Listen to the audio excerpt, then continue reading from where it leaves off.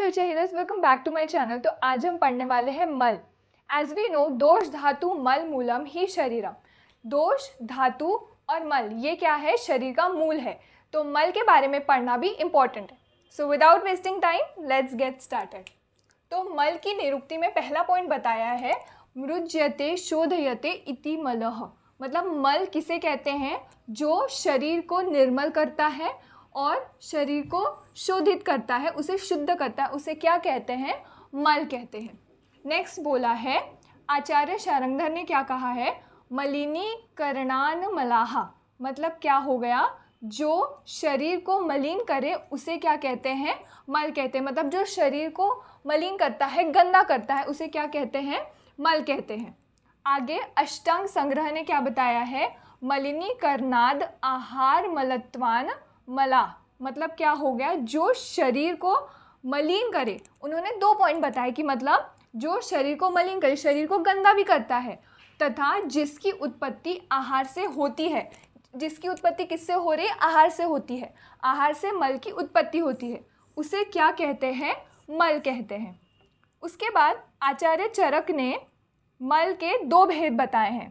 ठीक है, तो पहला बोला है आहार मल और दूसरा कहा है धातु मल। आगे चरक चिकित्सा स्थान के 15th चैप्टर में क्या कहा है? किट्टम अन्नस्य वीण मूत्र रसस्य तु कफो असृजः पित्तम मांसस्य ख मला मलः स्वेदस्तु मेदसः स्यात् किट्टम केश लोम अस्थनो मज्जज्ञः स्नेहो अक्षि वीट त्वचाम। तो आचार्य चरक ने हमें पता है मल के 2 भेदों का वर्णन किया है। पहला हो गया आहार मल और दूसरा है धातु मल। आहार मल के लिए क्या कहा है? आहार पर जठराग्नि की क्रिया के फलस्वरूप बनते हैं। जो आहार हम ग्रहण करते हैं उस पर जब जठराग्नि की क्रिया होती है तो फलस्वरूप हमें क्या मिलता है? आहार मल मिलता है। तो कौन से हो गए? वीट मतलब पुरुष और दूसरा है मूत्र। आगे धातु मल के लिए कहा है आहार रस पर धात्वाग्नि की क्रिया के फलस्वरूप बनते हैं। आहार से आहार रस की उत्पत्ति होती है और आहार रस पे जब धात्वाग्नि की क्रिया होती है तब हमें क्या प्राप्त होता है? धातु मल प्राप्त होता है। प्रत्येक धातु के पृथक पृथक मल बताए हैं। अब श्लोक में देखते हैं कैसे एक्सप्लेन किया है। किट्टम अन्न से वीण मूत्र। मतलब अन्न का जो किट्ट है, मल है, वो क्या हो गया? वीण और मूत्र, मतलब पुरुष और मूत्र। फिर आगे उन्होंने धातु मल का वर्णन किया है। तो एक एक करके हम धातु के मल को रिवाइज कर लेंगे, क्योंकि आगे हमने इंडिविजुअली हर एक धातु में धातुओं के मल देखे हैं। रस रसस्य तु कफो। मतलब रस धातु का मल पहला हो गया। रस धातु का मल क्या बताया है? कफ। असृजः पित्तम। मतलब रक्त धातु का मल क्या हो गया? पित्त। मांसस्य खमला। मांस धातु का मल क्या हो गया? खमल। खमल हो गया कर्ण नेत्र आदि के जो मल उत्पन्न होते हैं उसमें उसे क्या कहते हैं? खमल कहते हैं। मलः स्वेदस्तु मेदसः। फिर क्या बोला है? मेद धातु का मल क्या बताया उन्होंने? स्वेद। स्वेद हो गया मेद धातु का मल। स्यात् किट्टम केश लोम अस्थनो। मतलब अस्थि धातु का जो मल है वो क्या बताया है? केश और लोम। मज्जज्ञः स्नेहो अक्षि वीट त्वचम। मज्जा धातु का क्या बताया है उन्होंने? स्नेह। किसका? अक्षि वीट मतलब पुरुष और त्वचा। अक्षि वीट और त्वचा का जो स्नेह अंश है वो किसका मल हो गया? मज्जा धातु का मल हो गया।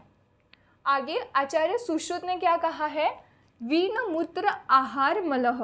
मतलब आहार का मल उन्होंने क्या बताया है? वीण और मूत्र, अर्थात पुरुष और मूत्र। धातु मल के लिए उन्होंने कहा है कफः पित्तम मलः खेशु स्वेदः स्यान ख रोम च नेत्र वीट त्वक्षु च स्नेहो धातुनाम क्रमशो मलाहा। क्रम से उन्होंने धातु के मल का वर्णन किया है। सबसे पहले देख लेंगे कफ किसका मल होता है? रस धातु का। पित्त हो गया रक्त धातु का। मलः खेशु ख मल किसका हो गया? मांस धातु का। स्वेद बताया है मेद धातु का। यहाँ पे एक चेंज है कि आचार्य सुश्रुत ने क्या बताया है? नख और रोम। जबकि हमने देखा था आचार्य चरक ने क्या बताया था? केश और रोम बताया था। केश और लोम बताया था। यहाँ पे इन्होंने नख और रोम बताया है। किसका? अस्थि धातु का मल। नेत्र वीट त्वक्षु च स्नेहो। तो लास्ट हो गया जो मज्जा धातु है उसका मल क्या हो गया, नेत्र, पुरीश, और जो त्वचा है उसका जो स्नेह अंश है वो क्या हो गया, मज्जा धातु का मल। आगे अष्टांग हृदय में क्या कहा है, मला मूत्र शकृत स्वेदादयो अपि च। मतलब अष्टांग हृदय क्या कहते हैं, मल कौन से हो गए, मूत्र, शकृत, शकृत इज पुरीश एंड थर्ड वन इज स्वेद। तो इन तीनों को उन्होंने मल कहा है और धातु मल का भी उन्होंने वर्णन किया है। अष्टांग हृदय शारीर स्थान के थर्ड चैप्टर में कहा है, कफः पित्तम मलाहा खेशु प्रस्वेदो नख रोम च स्नेहो अक्षित्वग विषाम ओजो धातुनाम क्रमशो मला। आचार्य सुश्रुत की तरह ही वाग्भट ने क्या कहा है कि धातुओं के क्रम से मलों का वर्णन उन्होंने किया है। रस का हो गया कफ, रक्त हो गया पित्त, रक्त का मल हो गया पित्त, मांस का हो गया खमल, मेद का हो गया स्वेद, नख रोम ये मल हो गए अस्थि के। उसके बाद स्नेह, अक्षि, त्वचा और वीट ये किसके मल हो गए, मज्जा धातु के। और एक्स्ट्रा में यही एक आचार्य है जिन्होंने शुक्र का मल बताया है। शुक्र का मल, शुक्र धातु का मल इन्होंने क्या कहा है, ओज।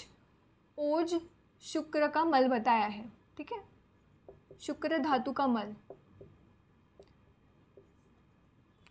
आगे आचार्य सुश्रुत ने कहा है कि अत्यंत शुद्ध मानते हुए, किसे, शुक्र धातु के बारे में ये बात की गई है, ठीक है।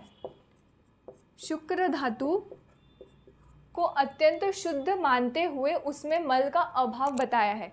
मतलब शुक्र धातु बहुत ज़्यादा प्योर होता है, इसीलिए उसमें कोई भी मल नहीं होता है। ऐसा कौन कहते हैं, आचार्य सुश्रुत। और अष्टांग संग्रहकार का भी यही मत है। पर अष्टांग हृदयकार मतलब वाग्भट जी ने क्या बोला है कि शुक्र का जो मल है वो क्या होता है, ओज। Yeah that's all for this video. I hope you like this video. Do not forget to like, share and subscribe to my YouTube channel. Thanks for watching. Bye bye.